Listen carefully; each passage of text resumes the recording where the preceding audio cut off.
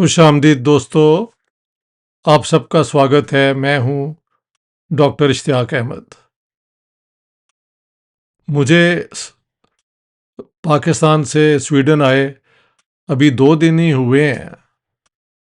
پہلے جب میں چل رہا تھا صبح کو پتہ لگا کہ افغانستان اور پاکستان کے درمیان جنگ چھڑ گئی ہے، لیکن جب میں یہاں پہنچا تو خبر آئی کہ اسرائیل نے اور یو ایس اے نے مل کے ایران پہ حملہ کر دیا ہے۔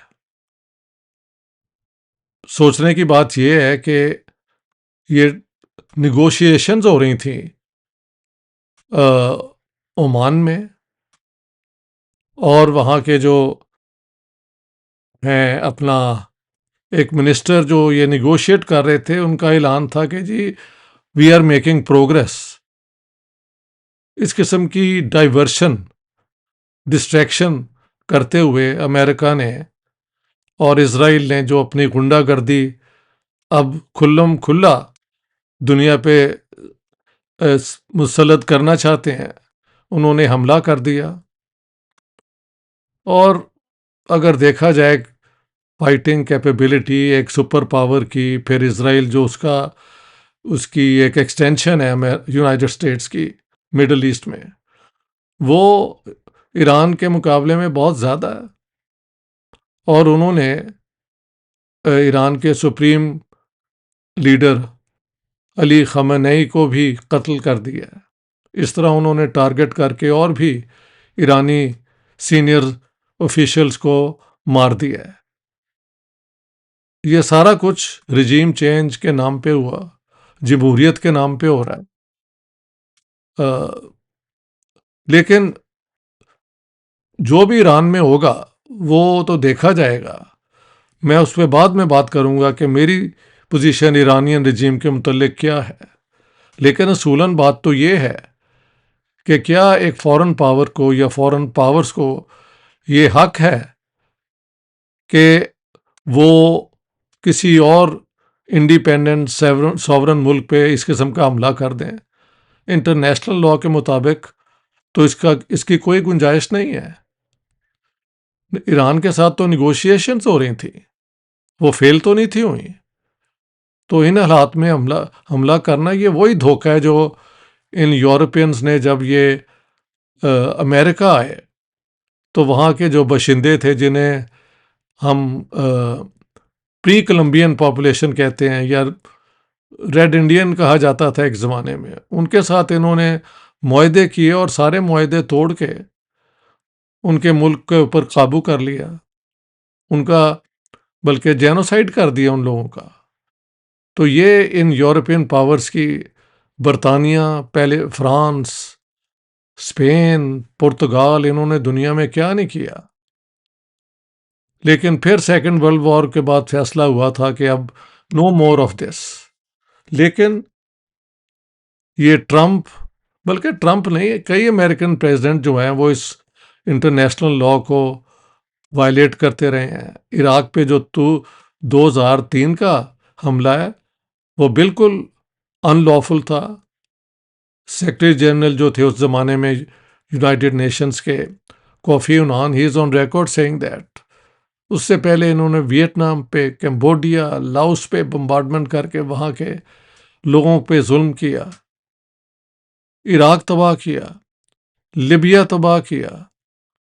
دونوں ملکوں میں چلو جس قسم کی بھی حکومت تھی، عوام کے لیے انہوں نے، اپنے عوام کے لیے بہت ویلفیئر فیسلٹیز دی ہوئی تھیں۔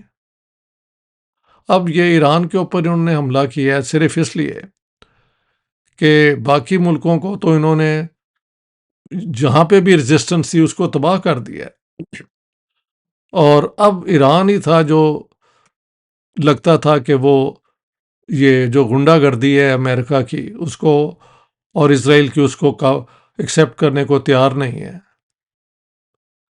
لیکن ہوتا کیا ہے، یہ فورن پاورز جو ہیں وہ پہلے ایک ملک کے اندر جو سیاست ہو رہی ہوتی ہے اس کی بنیاد پہ اپنی پالیسیز بناتے ہیں۔ اکثر یہ جو آیت اللہ خمینی کی رجیم جو تھی، انہوں نے جب یہ پاور میں آئے تو اس زمانے کے لبرل لیفٹسٹ لوگوں پہ بہت ظلم کیا. وہ اٹس آل آن ریکارڈ. بہائی ایک وہاں کا ایک ریلیجس گروپ ہے, اس کو بہت بری طرح مارا. اور پھر ایک یہ جو ہے ون پارٹی سسٹم اور اس کے اندر یہ مولویوں کی ڈکٹیٹرشپ نے ایران کے لوگوں کی جو آزادی ہیں ان پہ بہت پابندیاں لگائی ہوئی تھیں. اور ریسنٹلی 2 دفعہ کوشش ہوئی ہے وہاں پہ اس گورنمنٹ کو چیلنج کرنے کی, جس کو بہت بے دردی سے کرش کیا گیا. ان چیزوں کی جو ایران کی اندر کی کمزوریاں ہیں ان کو دیکھتے ہوئے نیتن یاہو تو ہے ہی بدماش. He is a criminal under international law, declared criminal by the international court of justice, اور جو اس قسم کی جو انٹرنیشنل باڈیز ہیں. There is a warrant for his arrest in many countries. اس کو ڈونلڈ ٹرمپ نے اپنا کلوزسٹ الائی بنایا ہوا ہے. اس سے پہلے ڈیموکریٹس کی بھی حرکتیں یہی تھیں, but this is too blatant, too brazen an attack on a sovereign country. اور لیکن دیکھتے ہیں کہ اب ہوتا کیا ہے. رجیم چینج اگر ہوتا ہے تو کون سے لوگ پاور میں آتے ہیں, یا جیسے کچھ لوگ کہہ رہے ہیں کہ ٹھیک ہے علی خامنئی تو مارے گئے ہیں لیکن دا رجیم ول سروائیو. ان کے بہت آرگنائزیشنل وہ ہے کنٹرول ایران کے اوپر. آل دس از فار اس ٹو سی کہ یہ how does the camel squat, یہ جو ہے اونٹ, یہ کس کروٹ بیٹھتا ہے. لیکن this is an illegal unlawful attack on Iran. Iran کی رجیم جو بھی تھی اس کو لوگ وہاں کے لوگوں کو حق تھا اس کو بدلنے کا. اب یہ فورن پاور کی یہی کوشش ہے. اس کے بعد ایران کا کیا ڈائریکشن بنتا ہے, مڈل ایسٹ میں کیا سیاست ابھرتی ہے.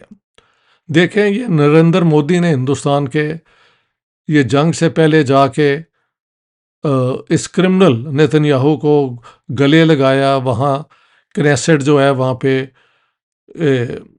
عجیب اپنا پرو اسرائیل ٹوٹل باتیں کی. تو انڈیا کا بھی اس کے ساتھ لنک جو ہے لوگ بنا رہے ہیں کہ اس حملے کے اندر شاید انڈیا کا بھی کوئی رول ہے. مجھے اس پہ خاص طور پہ بہت دکھ ہے کیونکہ ہندوستان نے آزادی کی جو جنگ لڑی تھی وہ اینٹی کلونیل تھی, اینٹی امپیریلسٹ تھی. آج نریندر مودی اور بی جے پی نے اسی ہندوستان کو آج کے دور کے سب سے زیادہ خون خوار امپیریلسٹوں کو ساتھ کھڑا کر دیا as an ایلائی. This is unfortunate for the people of India. لیکن سچ تو یہ ہے کہ یہ ایک بالکل کھلم کھلا امپیریلسٹ گنڈا گردی ہے.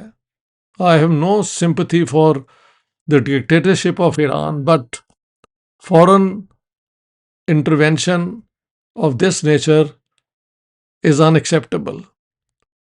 ایران نے جو بھی ہیومن رائٹس وائلیشنس کی ہیں وہ I condemn them. I have no sympathy for a regime which kills its own people. That's very clear to me.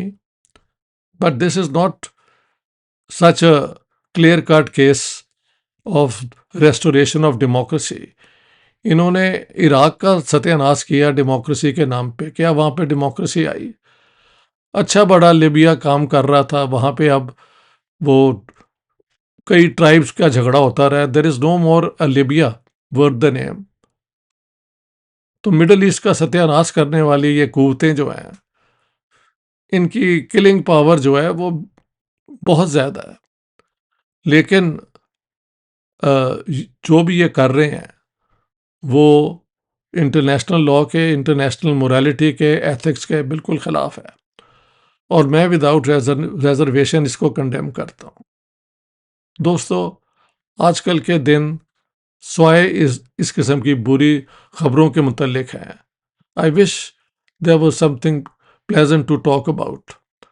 Hindustan میں ریسنٹلی ایک بہت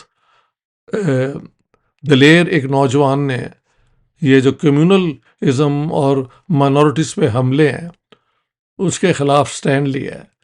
دیپک محمد اس نے اپنا نام بتایا. اس پہ میں ایک الگ ویڈیو بنانا چاہتا ہوں. Today I just wanted to talk about Iran جس پہ یہ حملہ ہوا ہے. Thank you very much.